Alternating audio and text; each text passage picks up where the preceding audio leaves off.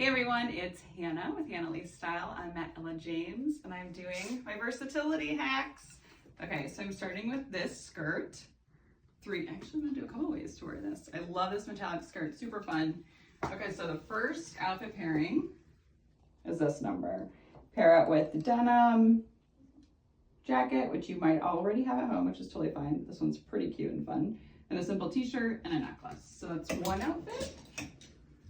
And then if you want to dress it up, okay, we can do this, people. This cashmere is really, really great. Oh, quick note, this is always good to tuck this, especially if you need a little waist. Okay, here's another one to make this winter friendly. You all may have a turtleneck at home, but if you need one, this is a great basic. Again, tuck this beauty. You could do it with tall black boots, or, oh, I also love this. You could pair this back with your denim jacket. So you keep going, folks. Okay, this is another great spring, like we're in that weird transition weather, and then you can bring it back with these booties.